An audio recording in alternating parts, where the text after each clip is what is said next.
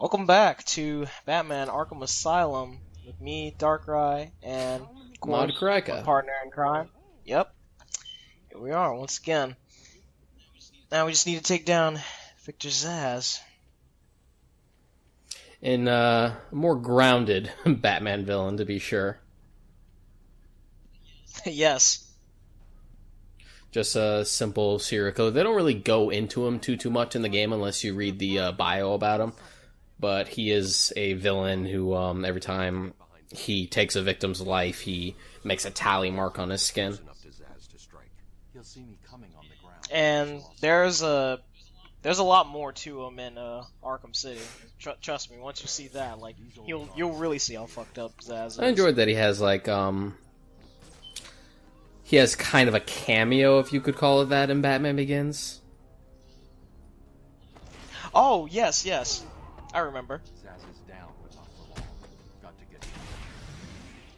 And down he goes. Would that count as the first boss fight, I guess? Because it is a villain. It's not just a nameless thug. I mean, that's something. And here we have Harleen Quinzel. Which would be at least for right now, seems the semi-final time that Arlene Sorkin would voice the character. The last one being a DC Universe Online. She just hasn't voiced the character since. I mean, don't get me wrong. As much as I do like the most recent Harley voice, Tara Strong, I believe? It's Tara Strong. Yeah, Tara Strong, also you people may know as Bubbles, and many other voices. I do prefer the original Harley Quinn. Yeah, I actually really liked Hynden Walsh. She voiced her in Assault on Arkham. She's better known as the voice of Starfire in the Teen Titans animated series. Yeah. Also, you're pretty much better off by playing like Arkham Asylum first if you plan to check out like Assault on Arkham, because it's not really one of those things where like, oh, it tells you everything that happened in Arkham Asylum the game. Like, it's nothing like I almost that. forget that it's supposed to be in the Arkham universe. I just kind of, in my head, I just kind of think of it as just another DC animated movie. Yep. And it's pretty much the thing that kickstarted the idea of like, hey, let's make a Suicide Squad movie. I mean, to be honest, it's a better Suicide Squad movie, too. It is. It really is. Well, for one thing, it has the much more capable squad, because, don't get me wrong, folks, I enjoyed the movie and all, but I feel like it could be so much better. One of my biggest issues was that, like, pretty much half of the squad is just like, what?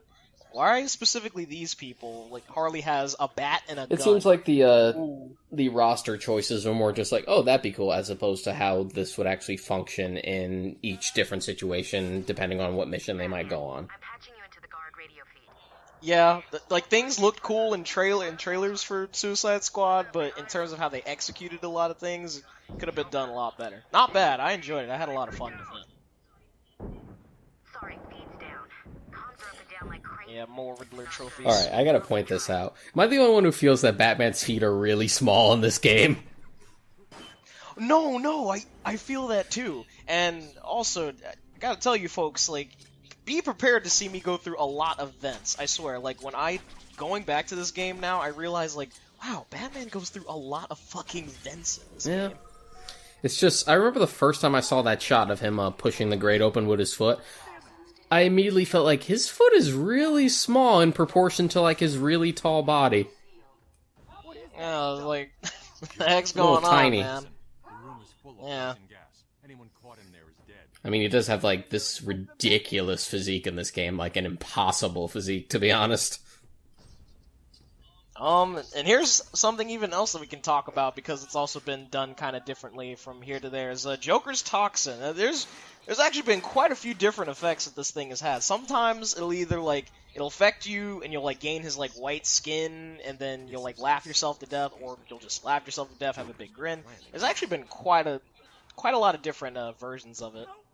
Oh yeah, when the animated series did it, they pretty much utilized it only because they couldn't really have Joker kill people on screen because, you know, it's a kid's show. So they just used the Exactly. Joker Toxin. which Bruce Timm once joked it might actually be even worse.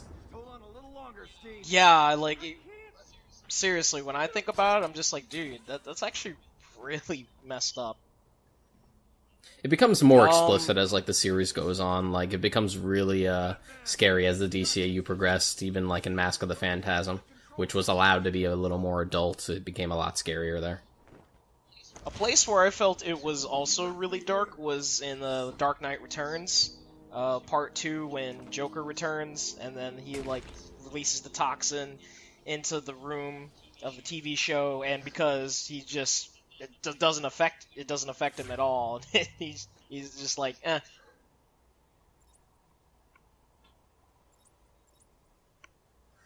Also, this is pretty much just me kind of derping for a minute, just like, oh, where's the switch? It's interesting seeing detective mode in this game again, because I remember how bright and easy to see things were before they darken the hell out of it in the next games. Oh yeah, that actually is a good point to point out. Yeah. I know the reason why. They said the only reason they did it was because you ran into a lot of people who would just keep detective mode on the entire time. Yeah, I try my best to pretty much avoid like using it a lot. Which is fair, because I mean, it's more useful. It's one of those things where you're like, oh, I might as well just keep it on, but then you're missing like this game's great visuals, especially for the time. Yeah, and all the like, attention to detail. So I get why they made that decision. This. I don't know how anyone could keep detective mode on for the entire run, though. It shouldn't give me a headache. Oh, DSP. Anyway, yeah, dude, just like seeing Batman run and just look at that cape. Like, oh my god, like like the time that probably went into making that running model alone with the cape. That was one of the things the developers worked on the most. They said the one of the hardest things to do was the cape, because it's such an iconic thing. It's so important. You can't screw that up. Mm-hmm. So they said they had to kind of make the cape its own character. And here we have our first Titan encounter. There's no escape, Joker. I will find you. I'm counting on it, just not yet. And lo and behold. He's a big one. He's pretty. Oh yeah. Now there is a very specific thing about this fight that a lot of people didn't know their first time, which, you know, understandable that they wouldn't. You can actually get your ass handed to you on a silver platter in this fight, and it pretty much ends like immediately. You don't have to win this fight. So yeah, and enjoy watching me get my ass kicked. He looks like the Titan looks like. Did you ever see the League of Extraordinary Gentlemen movie? No, I have not. He looks like Mr. Hyde from that. I mean, you're not missing much. It's a terrible movie and a really bad adaptation. There are some redeeming qualities to it, though.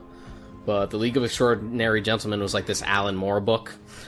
Think of it as like the Avengers, but with like universal monster characters like Dr. Jekyll and Mr. Hyde, or like Dracula's old mistress, and stuff like that. Yeah. Really good story, terrible movie. But I don't know, this Titan just kind of reminds me of Mr. Hyde from that. Oh, okay. Well, don't worry, folks. I'll actually be fighting Titans for real later on, because you do have to fight them legit anyway. It's pretty excessive, though. Like, later on to the game, you're just kind of like, come on, like really?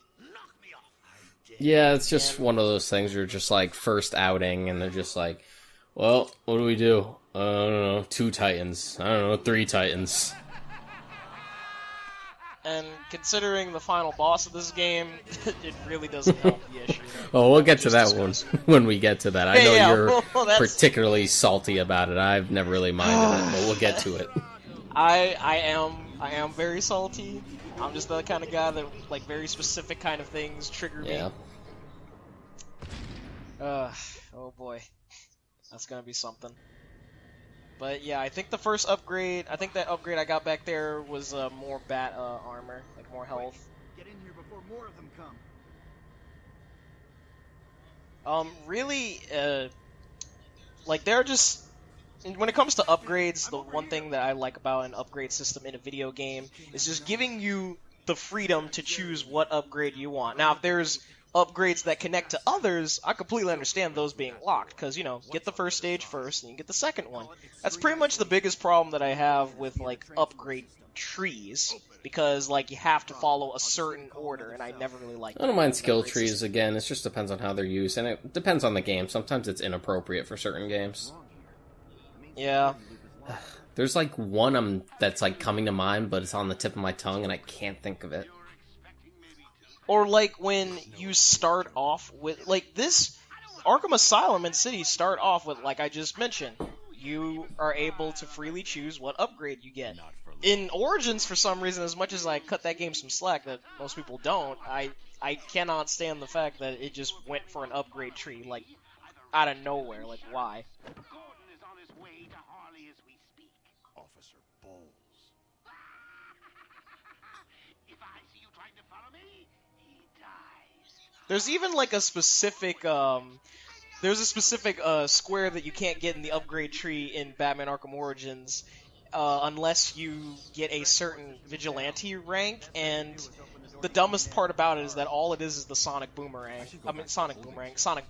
from, Arkham City. Darkrai, how dare you mention Arkham Origins when we're playing this much superior game? Everyone hates Arkham Origins. I like it, okay? I mean, we're gonna get to it way later on, don't you worry. I plan on doing all of the games. I don't mind Arkham Origins, I think it's, alright. I usually make the argument that, to be honest, like, it could have been shortened and just made into an Arkham City expansion pack, and it probably would have went over just as well. It didn't really need to be its own game. It's such a... It's filler. Like, it's just there to hold you off until Arkham Knight came out. Yeah, like, it pretty much follows that same pattern of, like, for you folks that have ever played the Naruto Ultimate Ninja Storm games, like, before we got to the stuff like Storm 3 and Storm 4, we had, like, Storm Generations, and then, like, you know, Storm Revolution, so just those games where it's just like, okay, we know you want the main course, so here's like, something to whet your appetite. Kind of like, Kingdom Hearts even does the same shit. I'm still waiting for the main course for Dragon Ball games, so I've been waiting for a long time. I've been waiting so long for a Tenkaichi 4. I'll take a Budokai 4 at this point. Oh yeah, I know, right? Just something decent. Yep. And now, here we're going to use a very specific use for detective mode. Exactly. Something as simple as this, even though it's a little fetch questy, is, it's fun. Like, it makes you feel like Batman, and it emphasizes that detective aspect. I mean, sure, you could argue it's just like, oh, you're just following a bunch of reticules, and you're just following this path. Follow the trail, but I like it. They got more creative as the games went along. Of course, like a genius, I'd start heading the wrong way. So much so that Batman had to point it out to you. I'm heading in the wrong direction.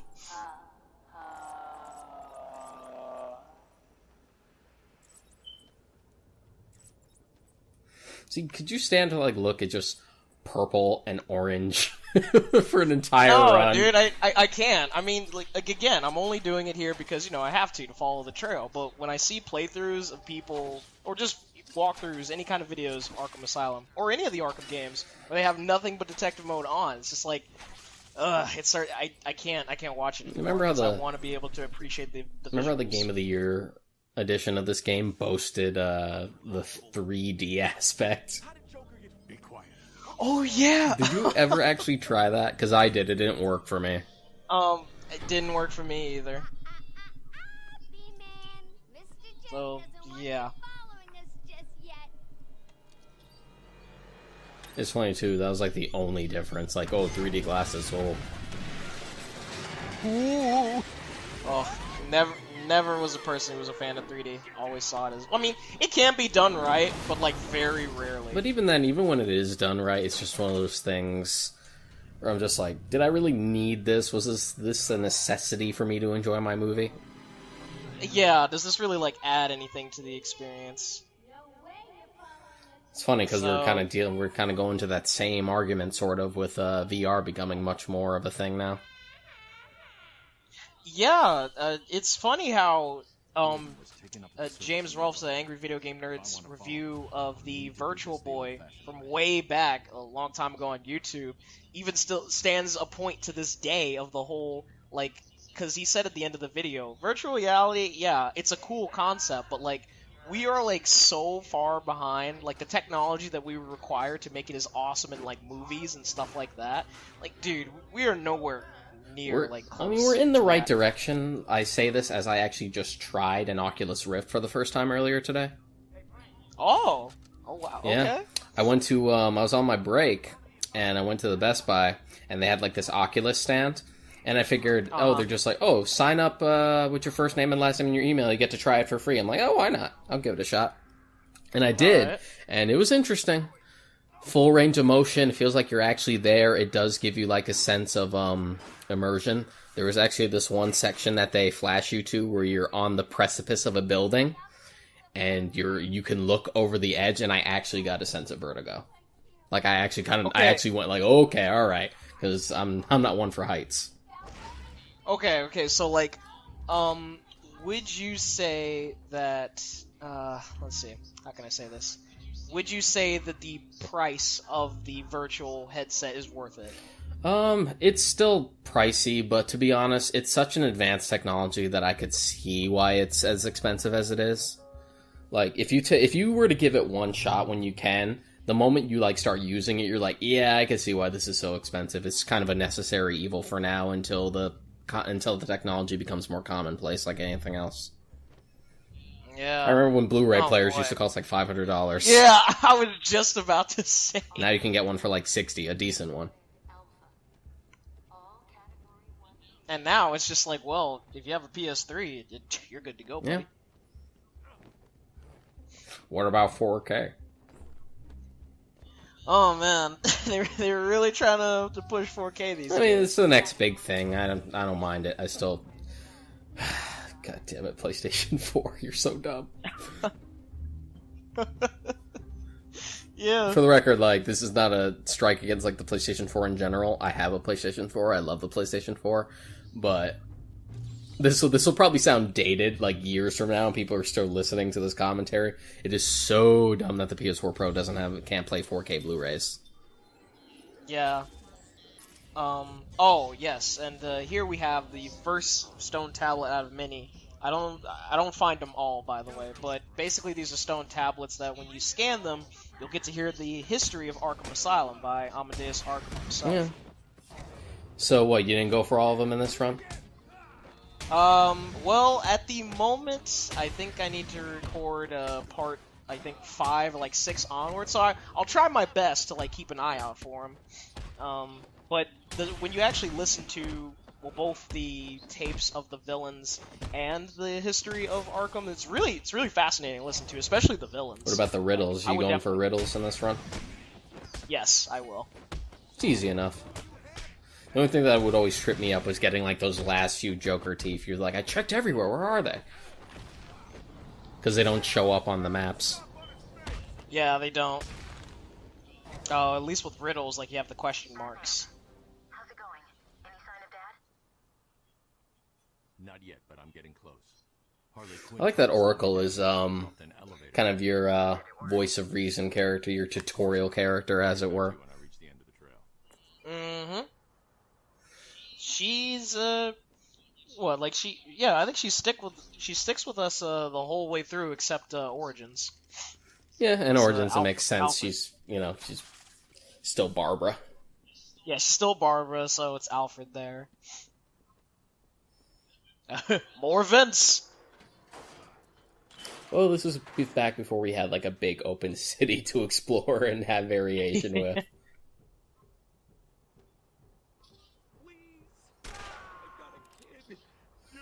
Oh, here we're taking down these gun thugs. So join us next time when we teach them a lesson as Batman. See Metal you Gear guys. Bats. See you then. See you then.